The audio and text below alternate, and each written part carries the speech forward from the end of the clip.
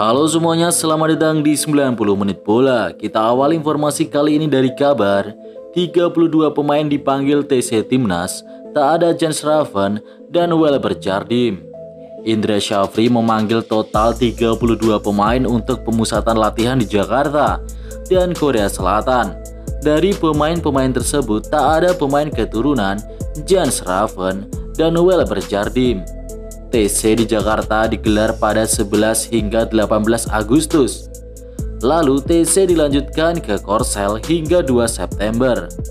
Indra Syafri mempersiapkan tim untuk kualifikasi Piala Asia U20 yang akan digelar pada 21 hingga 29 September. Indonesia menjadi tuan rumah babak kualifikasi ini. Di kualifikasi Piala Asia U20, Indonesia tergabung di grup F bersama Yaman, Timur Leste, dan Maladewa. Stefano Lillipali, buat timnas, saya selalu siap. Stefano Lillipali tampil apik saat Borneo FC melawan Semen Padang di pekan pertama BRI Liga 1. Bermain di Stadion PT IKA Jakarta, pada Senin 12 Agustus, Borneo FC menang dengan skor 3-1. Pada laga itu, Vano Lillipali membuat gol pada menit ketiga. Menerima umpan sodoran Bergwinho, Lillipali langsung ceploskan bola dengan kakinya. Tak cuma gol, Lillipali juga membuat assist untuk gol Bergwinho. Penampilan apiknya itu membuat kans besar untuk bisa kembali memperkuat timnas Indonesia terbuka lebar. Apalagi pada laga tersebut asisten pelatih timnas Indonesia menyaksikan pertandingan itu. Namun Lillipali mengaku tak tahu kalau asisten pelatih timnas Indonesia menyaksikan laga Semen Padang versus Borneo FC. Saya fokus untuk Borneo FC, tetapi buat timnas Indonesia saya selalu siap. Dipanggil atau tidak dipanggil ke timnas Indonesia, saya bangga, tutur Lillipali kepada wartawan. Sepanjang karirnya, Lillipali sudah 35 kali membela timnas Indonesia. Paling diingat tentu kiprahnya membela timnas U23 di ajang Asian Games 2018. Saat itu Lillipali bikin 4 gol dari 3 pertandingan. Arema FC resmikan Pablo Oliveira.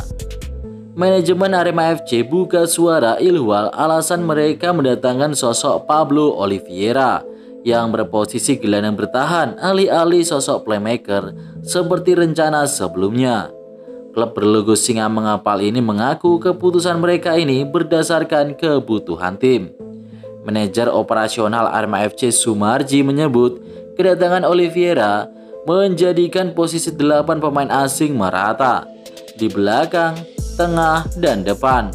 Hal ini sambungnya sangat penting bagi kedalaman skuad Arema FC pada musim 2024-2025. Inilah hasil diskusi pelatih dengan manajemen untuk menentukan komposisi 8 pemain asing agar merata secara posisi, artinya bisa membackup ketika diperlukan. Kami pikir dengan mengontrak Pablo sudah sangat lengkap, komposisi pemain asing sudah merata, kata Sumarji. Sebelumnya, manajemen Arema FC resmi memperkenalkan Pablo Oliveira sebagai pemain asing ke-8 mereka pada bursa transfer awal musim ini. Pemain asal Brazil ini memiliki posisi natural sebagai gelandang bertahan. Selain itu, ia juga bisa dipasang sebagai seorang defender. Persija resmi lepas kiper berlabel timnas Cahya Supriyadi. Sorotan bursa transfer Liga 1 2024, Persija Jakarta secara mengejutkan resmi melepas kiper berlabel timnas Indonesia Cahya Supriyadi.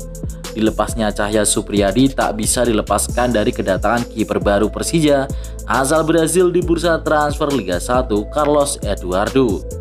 Kabar mengenai berpisahnya Cahya Supriyadi dengan Persija diketahui dalam unggahan situs resmi klub pada Selasa 13 Agustus 2024.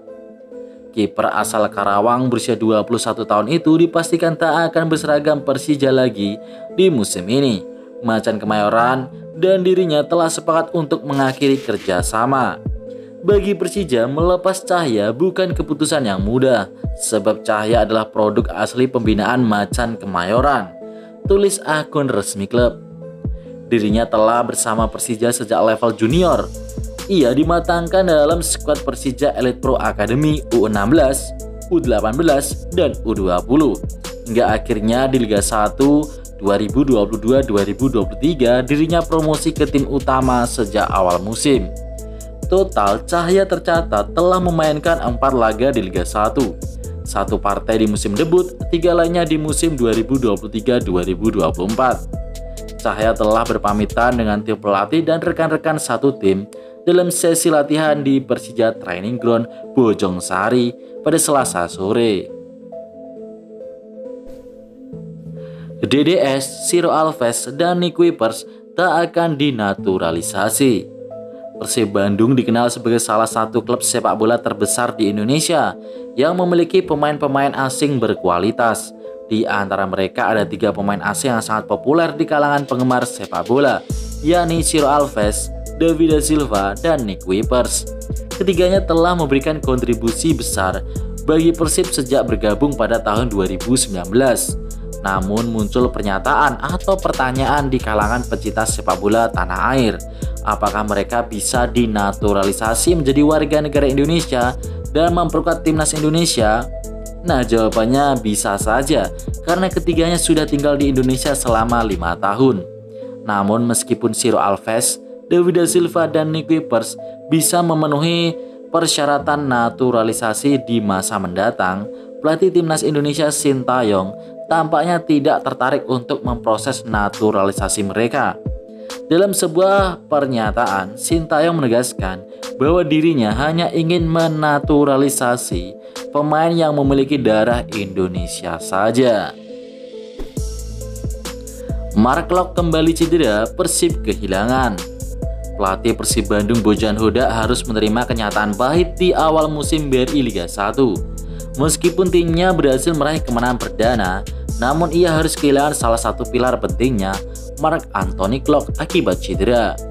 Gelandang naturalisasi Indonesia itu mengalami rasa sakit yang cukup signifikan saat menjalani sesi latihan di Stadion Arca Manik Bandung pada hari Senin lalu. Kondisi ini memaksa Locke untuk menghentikan aktivitas latihan lebih awal dan absen dalam sesi selanjutnya.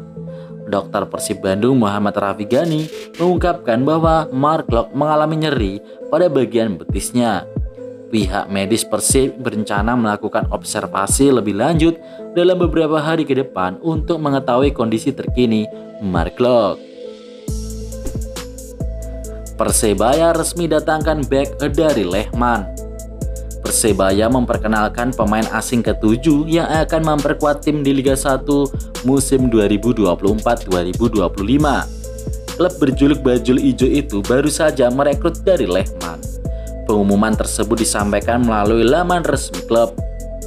Persebaya telah mencapai kesepakatan dengan pemain berkebangsaan Kurakau dari Lehman. Pemain kelahiran Amsterdam itu telah menandatangani kontrak sebagai pemain Persebaya pada 6 Agustus untuk musim 2024-2025. Tulis keterangan klub dikutip pada Rabu 14 Agustus. Pemain yang berposisi sebagai bek tersebut saat ini masih menunggu pengesahan dari PSSI dan PT LIB untuk bisa diturunkan pada Liga 1. Daril mencatatkan 33 caps bersama timnas Kurakau dengan catatan 1 gol. Pemain 34 tahun tersebut akan didapuk mengisi lini belakang Persebaya dengan tinggi 1,89 meter. Daril bakal menjadi tembok kuat bagi Bajul Ijo.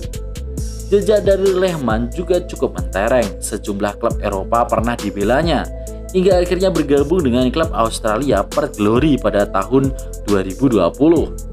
Hampir 4 musim di E-League, Daril mencatatkan 98 kali penampilan dengan 8.500 menit bermain.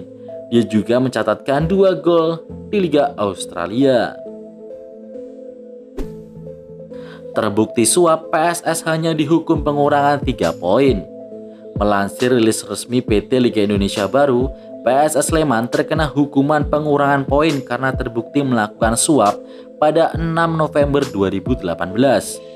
Pengurangan poin diterapkan setelah Pengadilan Negeri Sleman mengeluarkan keputusan tertanggal 25 April 2024. PSS Sleman pun tak hanya terkena hukuman pengurangan 3 poin. PSS juga harus membayar denda sebesar 150 juta. Pelanggaran yang dilakukan oleh Super Elang Jawa mengacu pada beberapa pasal dalam Kode Disiplin PSSI tahun 2023. Dengan pengurangan 3 poin di awal musim ini, PSS Sleman pun berada di posisi juru kunci klasemen sementara Liga 1. Mereka kini mendapat keterangan minus 3 poin. Kalau hukumannya terlalu ringan seperti ini, tidak akan membuat mafia bola lainnya bakal jera. Apalagi di tahun tersebut PSS Sleman keluar sebagai juara Liga 2 untuk promosi ke Liga 1. Jika kita melihat ke luar negeri, klub sebesar Juventus saja dihukum degradasi hingga harus mengembalikan titel juara karena terbukti suap Calciopoli. Gimana menurut kalian guys soal kasus ini? Apakah terlalu ringan atau ya harusnya lebih berat gitu? Atau sesuai? Tulis pendapat kalian di kolom komentar.